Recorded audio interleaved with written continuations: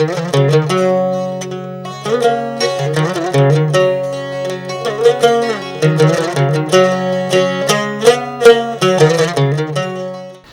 દર્શક મિત્રો, अब तकની વિશેષ રજૂઆત ચાય પે ચર્ચા કાર્યક્રમમાં આપ સૌનું સ્વાગત છે.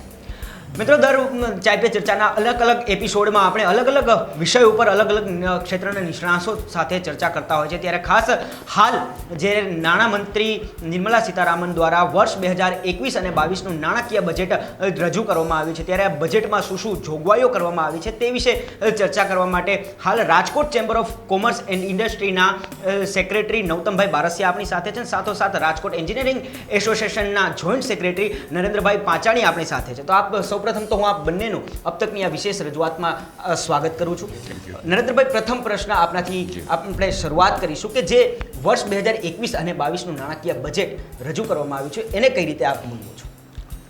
આ કોવિડની પેન્ડેમિક પરિસ્થિતિની અંદર નિર્મલા સીતારામજીનું આ બજેટ છે એને આમ તો આવકારવા જેવું જ છે, કેમ કે વધારાના કોઈ ટેક્સીસ નાખેલા નથી અને જે આશાઓ હતી કે કંઈ ને કંઈ આટલો બધો ખર્ચ દેશને પરવડો છે, દેશની આટલી બધી નુકસાનીઓમાંથી આપણે ગયા છીએ, ત્યારે કંઈ ને કંઈ વધારાના ટેક્સ કે સેસ કે આવું આવશે આવું નથી લાગ્યું. એટલે આ બજેટ પ્રાથમિક દ્રષ્ટિએ જો મારું માનવું એવું છે કે આપણે એને સ્વીકારીએ છીએ કે દરરોજને આવકારવા જેવું છે.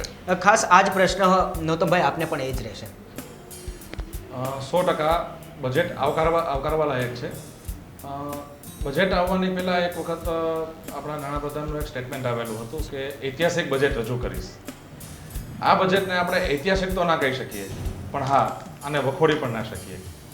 આવકારવા લાયક એટલા માટે છે કે જેમ નરેન્દ્રભાઈએ વાત કરી કે એક આશા એવી હતી કે આ સિચ્યુએશનને લઈ અને જે અત્યારે સરકારની આવકમાં જે મોટું ગાબડું પડ્યું છે, તો એ ગાબડાને પૂરું કરવા માટે વધારાના સેસ અથવા તો કોઈ ટેક્સીસ નાખશે જે કોઈપણ જાતનો બોજો પ્રજાઓ ઉપર ના નાખતા એક બોજા રહિત જે બજેટ રજૂ કર્યું છે, તો એમના માટે 100% એને આવકારવા લાયક કહી શકાય.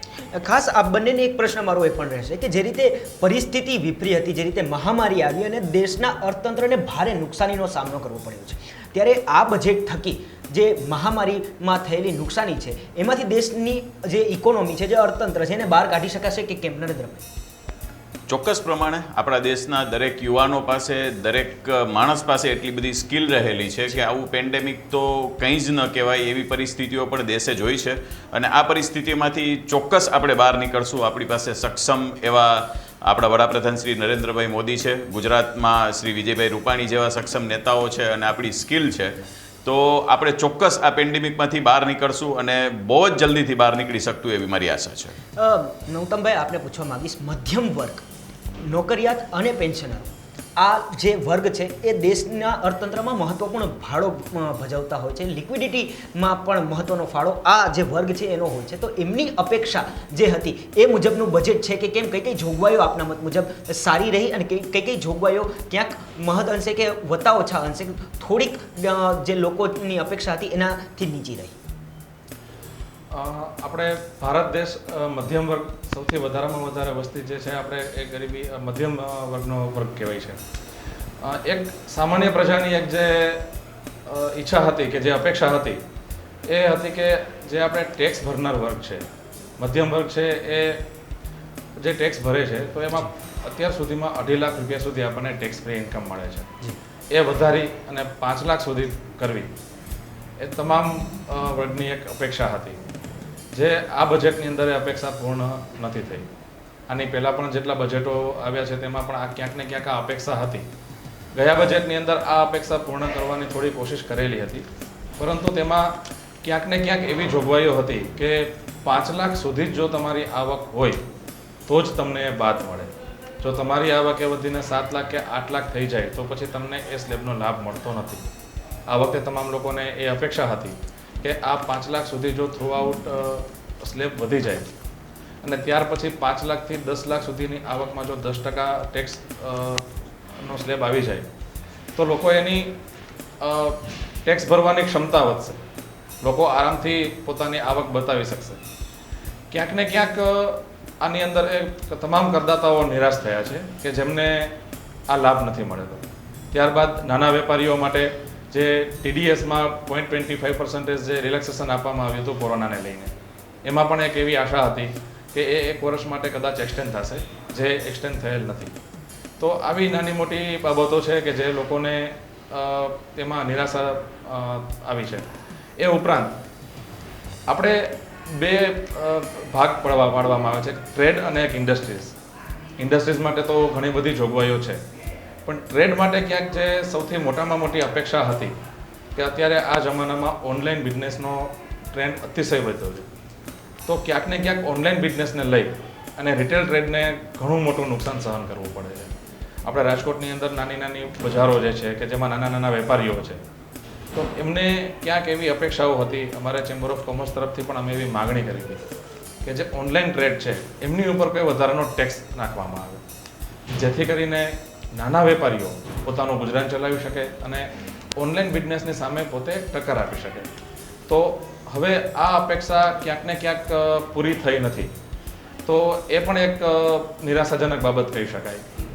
હવે રહી વાત ફાયદાની, તો સૌથી મોટો ફાયદો એ છે કે જ્યારે આ દેશ કોરોનાની મહામારીમાંથી સમગ્ર વિશ્વ આની સામે ઝઝૂમી રહ્યું છે, એવા સમયે ભારત દેશમાં આટલો લાંબો સમય કદાચ પહેલી વખત એવું બન્યું છે કે લોકડાઉન રહ્યું છે. તમામ લોકોના ધંધાઓ બંધ રહ્યા, સરકારની આવક અતિશય બંધ રહી. સરકારની આવકમાં એક બહુ મસ્ત મોટું ગાબડું પડ્યું. એની સામે સરકારનો ખર્ચો પણ એટલો વધ્યો છે. 125 કરોડ લોકોને વેક્સિનેશન માટે તૈયારી કરવી, રસી બનાવી, તો આ બધી વસ્તુ માટે હજારો કરોડ રૂપિયામાં ખર્ચો થાય છે. તો ક્યાંક ને ક્યાંક એ ખર્ચાને પહોંચી વળવા માટે સામાન્ય પ્રજા ઉપર એ બોજ આવવાની શક્યતા હતી. આ બજેટની અંદર એવો કોઈ પણ જાતનો બોજ સામાન્ય પ્રજા ઉપર જોવા મળતો નથી. આમ તો હજી બજેટ બહાર પડ્યું જ છે, એમના પ્લસ પોઈન્ટ માઇનસ પોઈન્ટ એ હવે એનું જેમ મૂલ્યાંકન થશે એમ આવશે. પણ અત્યારે જોતાં એવું લાગે છે કે પ્રજા ઉપર કોઈ વધારાનો બોજ પડેલ નથી. સૌથી મોટામાં મોટી રાહત એ છે. ખાસ નરેન્દ્રભાઈ આપને પૂછવા માંગીશ, જે રીતે અલગ અલગ ક્ષેત્રની આપણે વાત કરીએ તો ભારત એક કૃષિ પ્રધાન દેશ છે અને કૃષિ પ્રધાન દેશમાં લગભગ 60% જેટલા લોકો ખેતી ઉપર નભે છે. ત્યારે કૃષિ ક્ષેત્ર માટે જે આ વર્ષનું બજેટ છે એ કેટલું મહત્વપૂર્ણ? આમ જોવા જઈએ તો બજેટની એક માન્યતા જોવા જાવ તો નિર્મલા મેડમે જે રજૂ કર્યું છે એને ખાસ તો ભાર મૂક્યો છે કૃષિ અને આરોગ્ય ઉપર જ વધારાનો ભાર મૂક્યો છે. કિસાનોને જે એ લોકોએ લોન અને વગેરે લીધી હતી એના માટે એણે ઘણું બધું મોટું ફંડ ફાળવેલું છે. એટલે કૃષિ અને આરોગ્ય અત્યારનો નિર્મલા સીતારામજીનો મેઇન એજન્ડા હતો, એ પ્રમાણે એણે અત્યારે બજેટ રજૂ કર્યું છે. અને કિસાનો સદ્ધર હશે અને કિસાનોને જ જો સરકાર આપશે આવી રીતે તો આપણો દેશ સદ્ધર હશે, આપણું કોઈ માણસ ભૂખે નહીં મરી શકે, જેથી કરીને આપણા દેશનો વિકાસ એવો થતો રહેશે અને આપણે બધા આરામથી રહી શકશું. નૌતમભાઈ, જગતના તાત માટે કઈ કઈ જોગવાઈ બજેટમાં? આમ જુઓ તો બજેટની અંદર હંમેશા જગત તાત એટલે ખેડૂતો કેન્દ્ર સ્થાને રહે જ છે. આપણો દેશ ખેતી પ્રધાન દેશ છે, તો તમામ બજેટનો એક આધાર કે પૈસા ત્યાંથી ફરે છે, જ્યાંથી અન્નનું ઉત્પાદન થાય છે, એ કિસાન છે. એમના માટે જોગવાઈમાં સૌથી જે મહત્ત્વની બાબત છે MSPમાં વધારો. અત્યારે જે ખેડૂત આંદોલન ચાલી રહ્યું છે, તમામ ખેડૂતો પોતાની માગણી સાથે આંદોલન ઉપર બેઠા છે. તો ક્યાંક ને ક્યાંક દેશના ખેડૂત પાસે એક એવો સંદેશ જાય કે સરકાર ખેડૂતની સાથે છે. ક્યાંક ને ક્યાંક એ સંદેશ પહોંચાડવાની કોશિશ થઈ રહી છે. એમના માટે જે જોગવાઈ કરવામાં આવી છે કે ભાઈ જે MSP સરકાર નક્કી કરે છે એમાં જે કિસાનને જે ખર્ચ થાય છે એ ખર્ચને ધ્યાનમાં રાખી અને એમની ઉપર એને એક ચોક્કસ રકમની આવક મળી રહે એવી રીતના MSPની જોગવાઈ કરવી. એમના માટે અત્યારે કયા કયા નિયમો એને ધ્યાનમાં લેવા અથવા કઈ પરિસ્થિતિ ધ્યાનમાં લેવી એનું હજી ડિટેલમાં બહાર પાડશે. પણ ક્યાંક ને ક્યાંક ખેડૂતોની આવક વધારવાની પ્રયાસ થઈ રહ્યો છે. ત્યાર પછી જે APMC માર્કેટિંગ યાર્ડ એમને પણ ઓનલાઈન જોડવાની વાત આવી છે. તો ખેડૂતો માટેની ઘણી બધી સગવડતાઓ, એક મસ્ત મોટું પેકેજ જાહેર કર્યું છે. ખેડૂતો માટે અલગ અલગ સહાયો બહાર પાડવી. અત્યારે પણ ખેડૂતો માટે ઘણી બધી સહાયો કેન્દ્ર સરકાર અને રાજ્ય સરકાર તરફથી અવેલેબલ છે જ, પરંતુ એમાં કંઈક વધારો કરી. જ્યારે 2014માં નરેન્દ્રભાઈ મોદી વડાપ્રધાન બન્યા ત્યારે એમનું એક સપનું હતું કે 2024 સુધીમાં ખેડૂતોની આવક બમણી કરવી. તો ક્યાંક ને ક્યાંક દરેક બજેટમાં એમનો ક્યાંક ને ક્યાંક પ્રયાસ જોવા મળે છે. આ બજેટમાં પણ એનો એક પ્રયાસ જોવા મળેલો છે. ખાસ નૂતનભાઈ આપને એ પણ પૂછવા માંગીશ જે રીતે ખેતી માટે સારી જોગવાઈઓ કરવામાં આવી છે, વાત આપણે ઉદ્યોગ જગતની કરીએ તો ઉદ્યોગ જગત માટે શું જોગવાઈઓ આપના મત મુજબ સારી કે નરસી? ઉદ્યોગ જગત માટે તો સૌથી પહેલાંની એક વસ્તુ જે મેં પહેલાં કીધી કે વધારાનો કોઈ ટેક્સ કે વધારાની કોઈ સેસ આપવામાં આવી નથી, એ તો એક જોગવાઈ છે જ. એ ઉપરાંત MSME માટેના જે પણ કોઈ રાહતો આપવામાં આવી હતી એ તમામ રાહતોને, મોટાભાગની બધી રાહતોને એક્સટેન્ડ કરવામાં આવી છે કે એ અત્યારે આ બજેટમાં પાછી ખેંચવામાં આવી નથી. તો એ બહુ એક સારી બાબત કહી શકાય. પ્લસ આઈ થિંક 14,500 કરોડ જેવું ફંડ MSME માટે અલગથી ફાળવવામાં આવ્યું છે. આમ જોવા જાવ તો આ પહેલું બજેટ ના કહી શકાય પેન્ડેમિક સિચ્યુએશન પછી, કેમ કે આત્મનિર્ભર ભારત પેકેજ જે બહાર પાડે એવી રીતના 2 કે 3 એક નાના પેકેજ એટલે એક મિની બજેટ જ કહી શકાય. તો એ પણ સરકારે જે આપેલા હતા એ તમામ જોગવાઈઓ, મોટાભાગની જોગવાઈઓ આ બજેટમાં ચાલુ રાખવામાં આવી છે. તો MSME માટે એક સૌથી સારામાં સારી બાબત એ કહી શકાય. ત્યારબાદ MSME માટે સૌથી મહત્ત્વની બાબત કહેવાય તો એક એનું રો મટીરિયલ છે.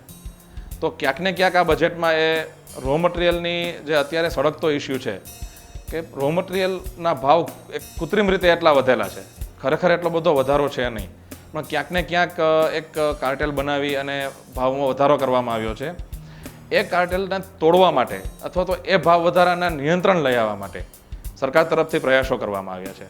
જેમ કે લોખંડ છે, કોપર છે, એમની ઉપર જે ઇમ્પોર્ટ ડ્યુટી ઓછી કરવામાં આવી છે, જેના કારણે ઇમ્પોર્ટ વધે એ હેતુ નથી, પરંતુ જો બહારથી ઇમ્પોર્ટ સસ્તું થશે તો ક્યાંક તેની સામે કોમ્પિટિશનમાં ટકવા માટે જે ડોમેસ્ટિક આપણું માર્કેટ છે તેમને પણ તેમનો ભાવ ઘટાડવો પડશે. તો એક એ MSMEના અત્યારે જે સૌથી સળગતો ઇસ્યુ છે એના માટે એ જોગવાઈ કરવામાં આવી છે. ત્યારબાદ જે MSME સેક્ટરમાં આપણે રાજકોટને લઈએ તો સોની બજાર ગોલ્ડમાં પણ 2.5% જેવી ડ્યુટી ઘટાડવામાં આવી છે કે જે બહુ ઘણા સમયથી એ લોકોની પણ માંગ હતી. તો આવા નાના પગલાઓ ક્યાંક ને ક્યાંક MSMEને બૂસ્ટ આપવા માટે સરકારે લેવા પડ્યા છે. જે રીતે હાલ આપણે વાત કરી રહ્યા હતા કૃષિ પ્રધાન દેશની, ખેડૂતોની વાત કરી રહ્યા હતા, તો હવે જે ખાદ્ય તેલ ઉપર ડ્યુટી વધારવામાં આવી છે, જે આયાતી ખાદ્ય તેલ હતું એની ઉપર જે ડ્યુટી વધારવામાં આવી છે એની શું અસર રહેશે આગામી દિવસોમાં નરેન્દ્રભાઈ? ખાદ્ય તેલ ડ્યુટી વધારવી અને ઘટાડવી છે એ દેશનો પોતાનો નિર્ણય હોય છે. એક WHO કરાર થયા હોય એ પ્રમાણે જ આપણે કરી શકીએ. ખાદ્ય તેલમાં ડ્યુટી વધારવાથી આપણે અહીંયા આપણી કૃષિની પ્રોડક્ટથી જે તેલો આપણે બનાવીએ છીએ એને આપણે બૂસ્ટ આપી શકશું અને એ આપણા દેશમાં વધારે મળશે અને આપણા કિસાનોને એનો ફાયદો થશે. છેલ્લે તો જગતના તાતને, ગૌરવભાઈ આપે કીધું એ પ્રમાણે જગતના તાતને જ ફાયદો કરવાનો છે અને એને જ સધરતા લાવવાની છે. કેમ કે ખાદ્ય તેલને ડ્યુટી લગાવવાથી આપણા જે તેલના ઉદ્યોગકારો છે એને ઘણું બધું બૂસ્ટર મળશે અને સારી ક્વોલિટી અને કંઈ પણ આપણા દેશના પોતાના ખાદ્યના જે રૂલ રેગ્યુલેશન છે એ પ્રમાણે આપણે આપણા સ્વાસ્થ્ય સાથે પણ ચેડા નહીં કરી શકીએ એવું આપણે સરસ ખાદ્ય તેલ મેળવી શકશું. મૂળ વાત કહી શકાય કે તંદુરસ્તી માટે આ જોગવાઈ કરવામાં આવી છે. જ્યારે વાત આપણે તંદુરસ્તીની કરતા હોય તો જે રીતે બજેટ રજૂ કરવામાં આવ્યું છે તેના મુજબ ચોક્કસ કહી શકાય કે ક્યાંક બેન્કિંગ સેક્ટરને વધુ તંદુરસ્ત બનાવવાની કોશિશ કરાઈ હોય. કઈ રીતે જુઓ છો આને આપ નૂતનભાઈ? બેન્કિંગ સેક્ટર એક એવું સેક્ટર છે કે જે ખેડૂતો માટે અને વેપારીઓ માટે એક બહુ અગત્યનું, મહત્ત્વનું અંગ છે. બેન્કિંગ સેક્ટરમાં તમામ કોઈ બી ખેડૂત અથવા તો વેપારી જ્યારે એને ફંડની જરૂર પડે છે ત્યારે એક બેન્કિંગ ક્ષેત્ર એવું છે કે જે હંમેશા એની પાસે ઊભું રહ્યું હોય છે. ઘણા બધા કૌભાંડો થયા છે, તેના લીધે બેન્કિંગ ક્ષેત્ર ઘણું નબળું પડેલું છે. સરકારને ક્યાંક ને ક્યાંક આ જે બેન્કિંગ ક્ષેત્રની અગત્યતા છે એ ધ્યાનમાં આવી છે અને એક સ્પેશિયલ એક કોરમ ઊભું કરી અને બેન્કિંગમાં વધારાનું ઇન્વેસ્ટમેન્ટ આપવું એવી જોગવાઈ આ બજેટમાં કરવામાં આવી છે. તો એ બેન્કિંગ ક્ષેત્ર માટે એક પ્રાણ પુરુષે એવું કહી શકાય. ખાસ જે રીતે હાલ આપણે બેન્કિંગ સેક્ટરની વાત કરી, હવે ફરીવાર આપણે જો ઉદ્યોગો તરફ વળીએ તો મેડ ઇન ઇન્ડિયા અને મેક ઇન ઇન્ડિયાનો જે કન્સેપ્ટ છે એની ઉપર પણ ક્યાંક ધ્યાન કેન્દ્રિત કરવામાં આવ્યું છે. જે બજેટમાં જોગવાઈઓ કરવામાં આવી છે MSME માટે, એની કેવી અસર રહેશે મેક ઇન ઇન્ડિયા માટે? મેક ઇન ઇન્ડિયા PM સાહેબનો, નરેન્દ્રભાઈનો ખૂબ સરસ પ્રોજેક્ટ છે. આપણા દેશમાં સૌથી વધારે ઇન્ડસ્ટ્રીઝ એમએસએમઈઝ છે.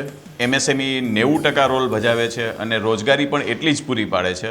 જો આપણે બહારથી વસ્તુ લાવવી નહીં પડે અને આપણે જ પોતે બનાવતા હશું તો આપણે આત્મનિર્ભર બનશું અને એ આપણા દેશ માટે ફાયદો થશે. એમએસએમઈ નીચે સરકારે અત્યારે 15,700 કરોડ ફાળવ્યા છે. એટલે આ આમ જોવા જઈએ તો ફિગર બહુ નાનો છે, પણ આ કંઈ પ્રાણ ફૂંકવા જેવી વાત છે. નૌતમભાઈએ વાત કરી એ પ્રમાણે આ અત્યારનું બજેટ આરોગ્યલક્ષી જ છે, કેમ કે આપણું મુખ્ય અત્યારનો ધ્યેય આપણો આરોગ્યને સાચવવાનો છે. એના માટે દેશ દરેક રીતે પ્રયત્ન કરે છે, આપણી સરકાર દરેક રીતે પ્રયત્ન કરે છે. અને એમએસએમઈ નીચે જેટલી બધી પ્રોડક્ટો આવે છે એ બધી અહીંયા બનાવવા માટે આ બજેટમાં ચોખ્ખી દેખાય છે, કેમ કે ઘણી બધી ઓટોમોબાઈલ પાર્ટ્સની આઇટમો ઉપર ડ્યુટી લગાવી દેવામાં આવી છે, જેથી આપણા ઉદ્યોગો એ સારી રીતે સારી પ્રોડક્ટ બનાવી આપણા જ દેશને સારી પીરસી શકશે અને દુનિયાને પણ પીરસી શકશે. નૌતમભાઈ, આપણે પૂછવા માંગીશ, આરોગ્ય અને માળખાગત સુવિધાઓ માટે જે જોગવાઈઓ કરવામાં આવી છે એનાથી શું ફરક જુઓ છો? આગામી ભવિષ્યમાં શું તફાવત જુઓ છો? એક સામાન્ય પ્રજા માટે સૌથી અગત્યનું એક જે માળખું કહી શકાય આરોગ્ય, અને જીવન જરૂરિયાતની વસ્તુ માટે તમે કહી શકો તો એક સારું ઇન્ફ્રાસ્ટ્રક્ચર. આરોગ્ય ક્ષેત્રે કદાચ ક્યાંક લોકો હજી થોડાક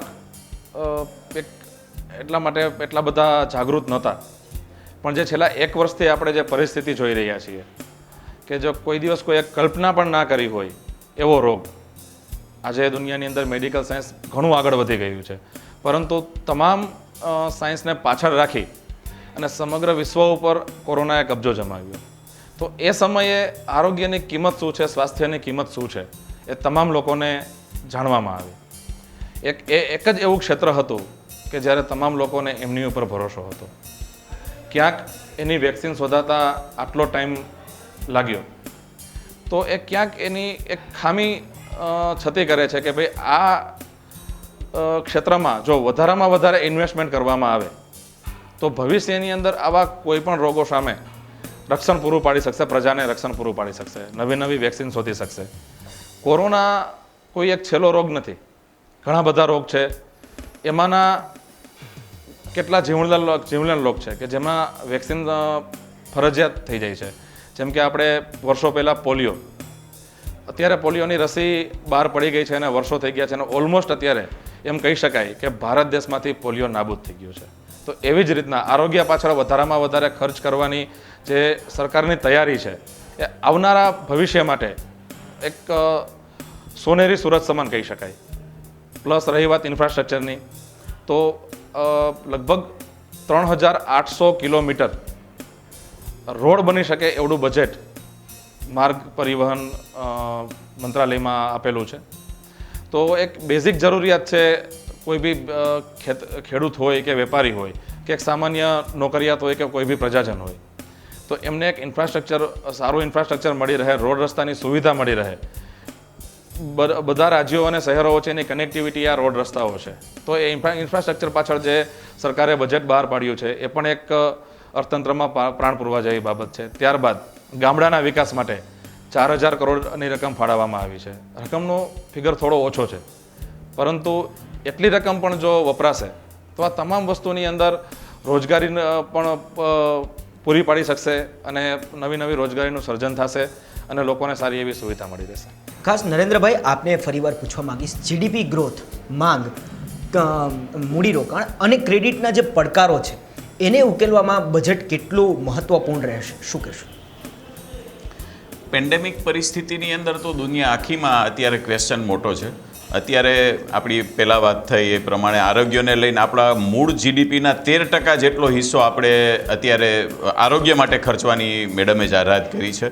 અને આપણે પણ ડિસઇન્વેસ્ટમેન્ટ કરવા માટે જઈ રહ્યા છીએ. એલઆઈસી અને ભારત સરકારની જે કંપનીઓ છે એમાં આપણે સીધા આઈપીઓ લાવી અથવા વિદેશથી પણ એમાં કોઈ ઇન્વેસ્ટ કરી શકે એવી જોગવાઈ કરવામાં આવી છે.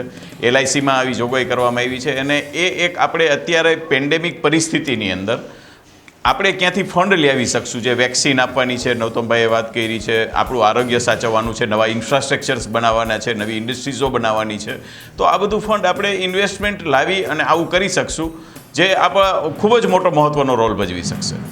ખાસ નૌતમભાઈ, જે રીતે એમએસએમઈ માટે જોગવાઈ કરવામાં આવી છે એનાથી સ્ટાર્ટઅપને કેટલી વેગ મળશે? સ્ટાર્ટઅપ માટે સ્પેશિયલ જે પણ કોઈ જોગવાઈઓ કરવામાં આવી તે તમામ જોગવાઈઓ કન્ટિન્યુ રાખી છે અને સ્ટાર્ટઅપ માટે બજેટ પણ આ વખતે વધારે મને એક્ઝેક્ટ ફિગર યાદ નથી પણ સ્ટાર્ટઅપ માટે પણ જે જૂનું જે બજેટ હતું એમાં પણ વધારો કરી અને એનામાં વધારો કરવામાં આવ્યો છે. અમારી એક માગણી ચેમ્બર ઓફ કોમર્સની હંમેશાથી એક રહી છે કે સ્ટાર્ટઅપમાં હજી પણ વધુને વધુ ફંડની જોગવાઈ થાય અને સ્ટાર્ટઅપને વધુને વધુ એના માટે સબસિડી એને મળે એવી અમારી હંમેશા માગણી રહી છે. આ વખતે સરકારે એનું પણ પૂરું ધ્યાન આપ્યું છે પણ સ્ટાર્ટઅપ જે છે એ દેશનું ભવિષ્ય છે.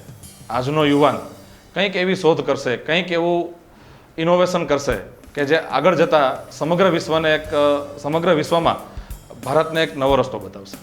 ખાસ ફરીવાર નૌતમભાઈ આપની પાસે જ આવીશ ને આપણે પૂછવા માંગીશ કે જે રીતે આત્મનિર્ભર ભારતનું એક સૂત્ર વડાપ્રધાને આપ્યું હતું, આ બજેટમાં આત્મનિર્ભરતા તરફનું પગલું કયું આપને મત મુજબ? આત્મનિર્ભર ભારત એટલે કે ભારતનો વેપારી કે ભારતનો વ્યક્તિ કોઈ બીજા ઉપર નિર્ભર ના હોય. આપણે વડાપ્રધાન મોદી સાહેબે એક $5 ટ્રિલિયન એક ઇકોનોમીનું સપનું જોયેલું છે. તો એ સપનાનો સૌથી પહેલું પગલું કે આપણા દરેક વસ્તુનું ઉત્પાદન આપણા દેશમાં થાય અને આપણે આપણા દેશની બહાર એક્સપોર્ટ કરીએ. એમના માટેની એક રાજકોટ છે એ ઓટોમોબાઈલ ક્ષેત્રનું હબ છે. ઘણા બધા ઓટોમોબાઈલ પાર્ટ્સ આપણે બહારથી ઇમ્પોર્ટ કરીએ છીએ. તો એની ડાયરેક્ટ અસર જે અહીંના મેન્યુફેક્ચરર્સ છે, રાજકોટના લોકલ કે ભારત દેશના મેન્યુફેક્ચરર, એમને અસર થાય છે. આ બજેટમાં એમની ઉપર ડ્યુટી લગાડવામાં આવી છે. જે સૌથી વધારે એમનો બેનિફિટ રાજકોટ સિટીને રહેશે કેમ કે રાજકોટ છે એ ઓટોમોબાઈલ પાર્ટ્સનું હબ છે.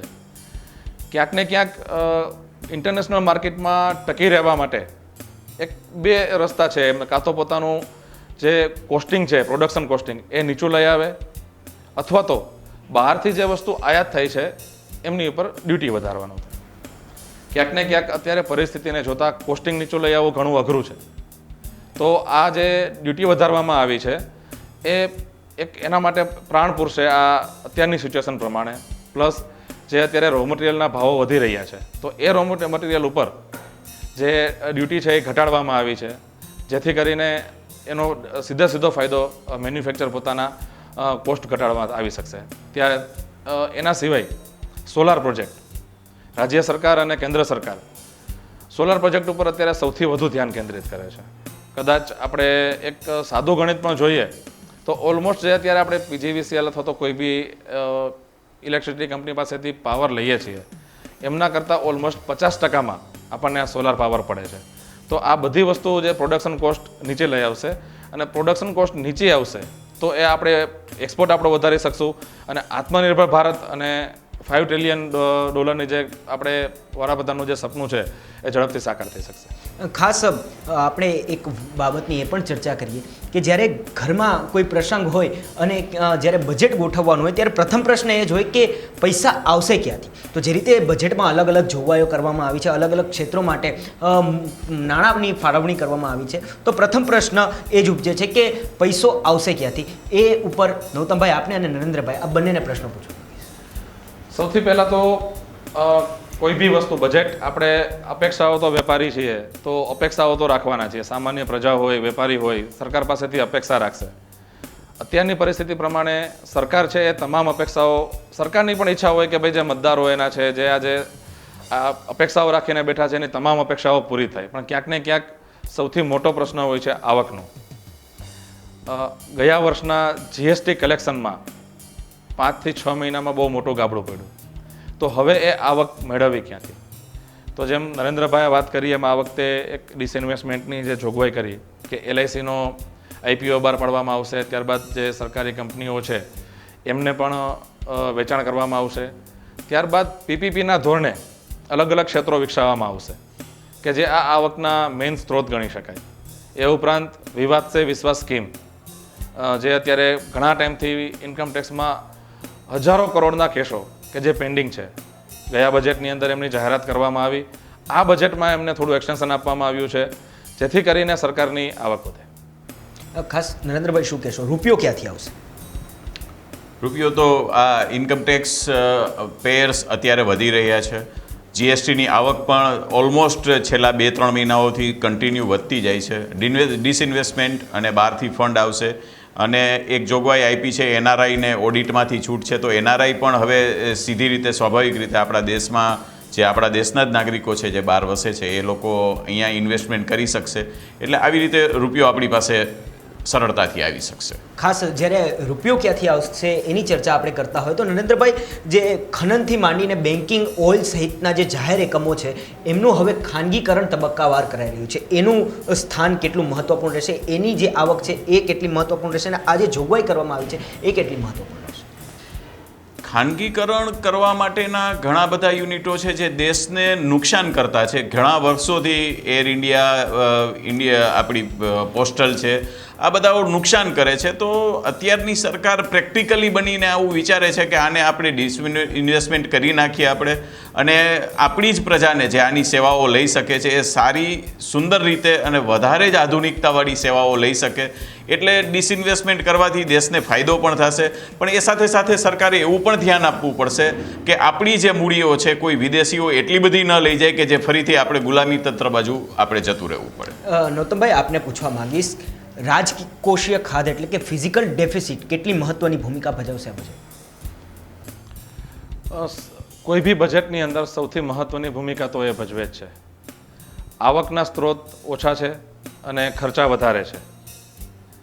હજી પરિસ્થિતિ દેશ કે વિશ્વ કોરોનાની મહામારીમાંથી બહાર નથી નીકળ્યું. રાજકોટની અંદર આપણે ભારત દેશમાં વાત કરીએ તો જે વસ્તી છે એમને જોતા હજી કદાચ આવતા 2 વર્ષ સુધી આપણે આ મહામારીમાંથી કદાચ બહાર નહીં નીકળી શકીએ. તો કંઈ પણ સરકારે કદાચ આ બજેટની અંદર સૌથી વધારે ધ્યાન એ આપ્યું છે કે રિલેક્સેશન આપવામાં અને આવક વધારવામાં ક્યાંય આજે રાજકોષીય ખાધ છે એમાં વધારો ના થાય. ખાસ નૌતમભાઈ, અંતિમ પ્રશ્ન આપને પૂછવા માંગીશ કે જે રીતે કોરોના મહામારીના કારણે દેશના અર્થતંત્રને પણ ક્યાંક ને ક્યાંક સંક્રમણ લાગ્યું છે, તો આ જે બજેટ છે એ બજેટથી રસીકરણ કરાઈ શકશે કે કેમ? 100%. આ તંત્રની અંદર સૌથી કોઈ વધારાનો બોજો ના આપવો એ એક સૌથી મોટું પગલું છે કે સરકાર છે એ વેપારીઓની અને પ્રજાની સાથે છે. અમુક છૂટછાટો નથી મળી, 100% નિરાશા છે, વેપારીઓને નિરાશા છે, સામાન્ય પ્રજાને નિરાશા છે, પણ ક્યાંક ને ક્યાંક એ સમજે છે કે સરકારની પરિસ્થિતિ જો આજે વધારાનો એમને જે સરકાર જે અત્યારે ખાડામાં ઊભી છે તો એ ખાડો પૂરવા માટે એમને પ્રજા ઉપર વધારાનો બોજો નથી નાખ્યો. તો એ સૌથી મહત્વની બાબત કહી શકાય કે સરકાર છે એ આપણી સાથે છે. અર્થતંત્રને વેગવંતો કરવા માટે, એમએસએમઈ માટે સરકારે જે પણ કંઈ પગલાં લીધા છે એ તમામ પગલાઓ એક આવકારદાયક પગલાઓ છે. જેમ કે ડ્યુટીમાં ઘટાડો કરવો, એ ઉપરાંત કૃષિમાં ખેડૂતો માટે આવડું મોટું પેકેજ જાહેર કરવું, ત્યારબાદ બેન્કિંગ ક્ષેત્ર માટે એક આખું પેકેજ ઊભું કરવું, ત્યારબાદ એક્સપોર્ટને વધારામાં વધારો મળે તેમજ ફોરેન ઇન્વેસ્ટમેન્ટ આપણે ત્યાં વધારે આવે એના માટે ટેક્સટાઇલના 7 મોટા ઇન્વેસ્ટમેન્ટ પાર્ક એ પણ બનાવવાની જોગવાઈ કરવામાં આવી છે. તો આ તમામ વસ્તુઓ ક્યાંક ને ક્યાંક ભારતીય અર્થતંત્રમાં એક પ્રાણ પૂરી શકે અને ભારતીય અર્થતંત્ર પહેલાં કરતાં પણ વધારે ગતિથી આગળ વધે અને સમગ્ર વિશ્વમાં ભારત એક મહાસત્તા બનીને ઊભું રહે એ માટેનો સરકારનો હર હંમેશ પ્રયાસ રહ્યો છે અને આ બજેટમાં ક્યાંક ને ક્યાંક એ પ્રયાસની કોશિશ દેખાય છે. તો ચોક્કસ દર્શક મિત્રો, જે રીતે બજેટમાં જોગવાઈઓ કરવામાં આવી છે, જે રીતે વર્ષ 2021 અને 22નું નાણાકીય બજેટ રજૂ કરવામાં આવ્યું છે, તમામ ક્ષેત્રોને આવરી લેવામાં આવ્યા છે. કહી શકાય કે આ બજેટ ઐતિહાસિક નથી, તેમ છતાં પણ આ બજેટ ઐતિહાસિક ગણી શકાય છે, કેમ કે જે વધારાનો બોજો કોઈ પણ ક્ષેત્રમાં લાદવામાં નથી આવ્યો તે મહત્વપૂર્ણ બાબત કહી શકાય. જે રીતે મહામારીના કારણે દેશની જે અર્થતંત્ર છે તેને નકારાત્મક અસર પહોંચી હતી, પરંતુ કોઈ પણ પ્રકારના વધારાના બોજ વિનાનું બજેટ જાહેર કરવામાં આવ્યું છે, ત્યારે નાના ઉદ્યોગથી માંડીને ખેતી સહિતની તમામ બાબતોને આ બજેટથી વેગ મળનાર છે. દર્શક મિત્રો, ફરી મળીશું આવા જ કોઈ મુદ્દા અને નિષ્ણાંત સાથે. ત્યાં સુધી જોતા રહો અબ તક.